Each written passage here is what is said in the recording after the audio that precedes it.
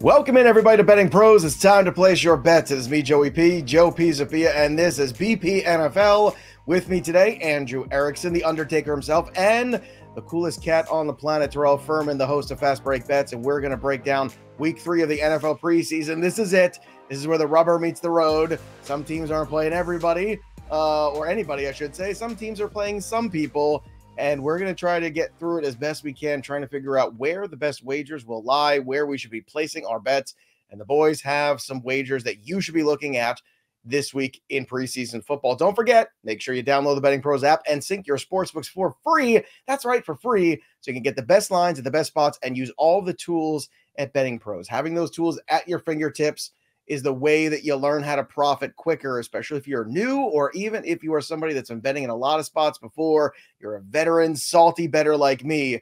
Betting Pros app just makes you better. And I can tell you that I've been using it all year in the baseball side. I can't wait to use it in NFL. And I can't wait to break down the games with these two guys. So let's just jump right into it. No rest for the weary. And let's start here with the first game we're going to break down here. Let's talk about the Colts and the Bengals. The over-under for this number, Andrew Erickson, 35.5.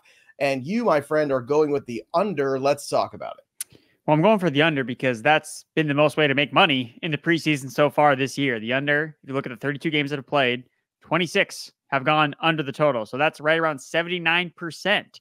So I'm the Undertaker. I absolutely love this. So I'm going right back to the strategy that I laid out last week, specifically talking about teams that are participating in joint practices. Look, a lot of games have gone under, specifically teams that have participated in joint practices, 13-2 towards the under. We have 5 more games, and look, I have 5 bets, perfect for me, with 5 teams in joint practices, and the number 1 is the Colts and the Bengals. So this one opened up at 36.5, it's been bet down already at 35.5. Shane Steichen has already announced that the Colts starters play into the second quarter. The Bengals are not going to be playing any of their starter. They're resting their guys, and like I said, these teams have had joint practices. That's when they're getting in their reps that they want to use towards the season. They don't want to risk their main guys getting hurt. So the fact that only one of these teams is even playing their starters at all, I think that the focus is on these joint practices and really get the most out of that. So for those reasons, I'm going to take the under here, 35.5 Colts at Bengals. All right. And Terrell, you are also in the under for this game. I love when you guys both have the same bets. I think that always means when two smart people come into a room and come to the same conclusion on something, it's a good thing. I'm also concerned you're spending too much time with the Undertaker here and you're going with the unders. But Andrew laid out his map for the Colts Bengals. Let's hear about yours. I mean, it's kind of the same, but I'll just throw some different numbers out there. You have 2 conference opponents in this game. You look at conference opponents games in the preseasons, and that goes 57 and 37 to the under. That's over 60% of the time. So you just add that little bit more familiarity between the Colts and the Bengals than what would be a Colts team and an NFC team, or the Bengals and an NFC team. Add that with the joint practices, and we're expecting to get a little bit of the starters, but not much. I agree. I think it's under 35.5.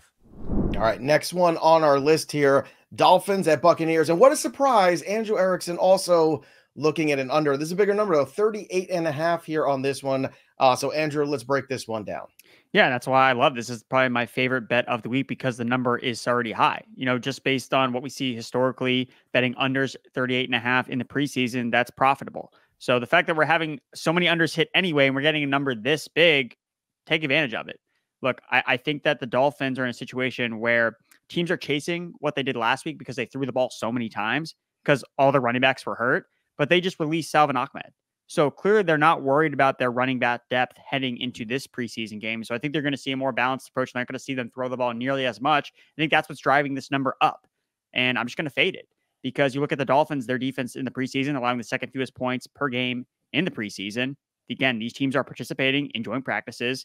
The Buccaneers, so far, Todd Bowles has kind of been lukewarm about, hey, my guys are going to play. They're not going to play. So, and I think it's really going to be based on what he thinks they do in joint practices. If they look really good, they feel like, hey, we don't need to put our guys out there and risk getting them hurt, then they're not going to see a lot of the starters like Baker Mayfield. So I'm going to take advantage of this number that's continuing to rise. I'm going to look at the other direction and bet the under at a massive number at 38.5. Terrell, right before the show went live today, Bo Nix was named the starter for the Denver Broncos, and you immediately went to go bet the Bo Nix to lead the league in interceptions. So let's talk about that, the number you got it, and let's talk about Denver at that 3.5. Minus 3.5 is where you're going here on the Cardinals Denver Broncos side of this game. Yeah, I mean, if anybody wants any other comparison to look how Kenny Pickett looked in the preseason before he started actually playing football games in the regular season. And you'll see that went downhill really, really quickly. And I think Bo Nix could be in for the rude awakening because it just seems that this preseason Sean Payton has given him every opportunity to succeed with the play calling, with the matchups, with everything that they want Bo Nix to get that confidence in him. And they put him in a position where he could win that starting job and they could very well start him week 1, which they're going to do. I think that continues in this last game. They want to get him some confidence going into the season. They're going to get him very, very easy throws, very, very coddledness in the play calling, and just nickel and dime the ball down the field and give him the opportunity to look great. So yeah, I think Denver's going to be able to get this done, laying a 3.5. But I think the regular season is when it's going to be a rude awakening, and it's not like he's losing the job to anybody anytime soon. So I think he could lead the league in receptions. I got that at 12-1. There you go, 12-1. That's a pretty good return. I'm still looking at Will Levis, but I haven't made my decision yet. Terrell's starting to bring me closer and closer to the Bo Nix side of things. So more to come on that. We've got more shows coming at you. Don't forget also on BettingPros, not only to subscribe to the channel, ring the bell till it goes ding, but don't forget to use the tools and all the stuff like the pick tracker. It's going to sync up with your sports book to tell you which picks you hit, which ones you miss. It tells you which markets you're doing well and which ones not so much. And the great thing about the BettingPros app too, it also allows you to go ahead and you can follow the people on there who are really crushing it in terms of NBA, in terms of NFL, whatever the sport is you're looking to wager in. So it is the full service app to really get the most out of your betting experience. And that's what we're trying to do here. So go to bettingpros.com/pick tracking, or again, just download the BettingPros app. That's the easiest way to go do that and check it out for yourself. Let's go back to Andrew Erickson with his third bet here for week 3 in the NFL. Ravens at Packers. And this one, you are looking at the under, Andrew. What a surprise. Hey, if it's not broke, don't fix it, right? So I'm going to keep betting these unders as long as they keep hitting. And I like the trend with the joint practice. So Ravens at the Packers, again, another teams that are participating in joint practice this week. And I expect these ones in particular to be very competitive because you have two heavyweights in the NFC and AFC respectively going at it. And I think that this is how they kind of test how good are we actually when you're facing another top contender from the other conference. So I think these are going to be competitive joint practices. And I think both coaches between LaFleur and Harbaugh are going to see we don't need to put our guys out there in the field and really for the preseason game. We don't need to do it. So I think that the game overall is probably going to be a wash. Packers and Ravens so far this year have not been really exciting in terms of scoring points. Their point differentials, the Packers are -10, the Ravens are -2. And LaFleur hasn't been specific about what he's going to do with his players. He's basically like, yeah, I got a couple of different ideas of how I'm going to use the starters potentially in week 3, because it's a little bit of a break between this last preseason game and the start of the regular season. But I think these guys are going to get enough during the joint practices that they're going to hold back their stars. I think they're just going to be like, hey, let's just get this game over with and move on and get ready for week 1. Getting ready. I feel like these are our joint practices, right? These shows where we just kind of work a little bit together, getting ready for the regular season, working the kinks out. Terrell Furman, as always, you love to find the Ravens on your preseason board every single week. And as you told us last week, you just keep going back to what works. Even if it doesn't work one week, it doesn't mean that the trend isn't always going to continue for the Harbaugh Ravens. And you're back on the Ravens again this week. Let's talk about why. Because by a and it's so crazy. It's so Is this 2 weeks in a row the Ravens have done this to us? 2 weeks in a row. What? Are you serious? 1.5? Why didn't I play the money line? That was my fault. That was my fault. Why did I not play the money line? No way. There's no way I go through a whole season, a preseason, without hitting a Ravens preseason bet.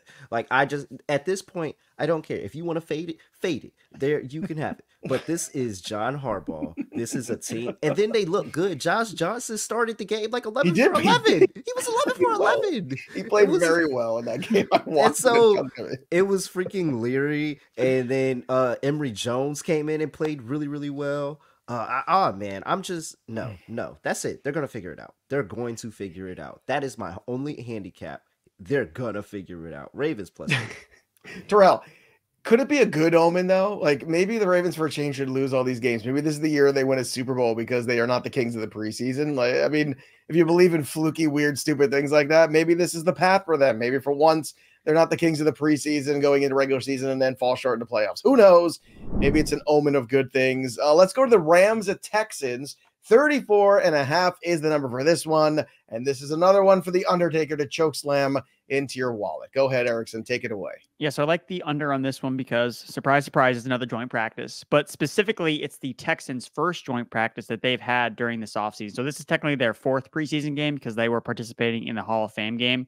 And they've only actually had one under so far through two of their normal preseason games. So when you're looking at this landscape of preseason football where every game is going under, the Texans are one of these teams where people are so excited. Again, we talked about this last week by fading the Bears, where people are excited. People want to see CJ Stroud out there and they want to bet on the Texans. They want to bet on the over, but that's not going to happen. You know, you look at the Rams, they don't care about the preseason at all. Both their games have gone under the total. And the fact that you're going to see highly competitive joint practice between CJ Stroud, Matthew Stafford, kind of going toe to toe, like CJ Stroud looks up to Stafford. Like that was one of the guys he talked about when he's talking about who do you model your game after? Who do you think is a great quarterback in the NFL? Like he's pointed out Stafford as one of those guys. So I think you're going to see these two teams really go at it in these joint practices. And by the time the game comes around, I mean, we already know the Rams don't care. They don't care at all about the preseason. So the Texans, I think, are going to follow suit.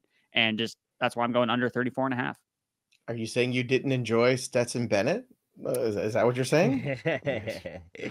Come on. I mean, I love a 30-year-old, like second-year quarterback as much as the next guy, but I don't know, man. They're in trouble. The first 2 weeks of the year, Jimmy Garoppolo suspended. If Stafford's hammy gets tight again, oh no, they're going to be calling Ryan Tannehill ASAP.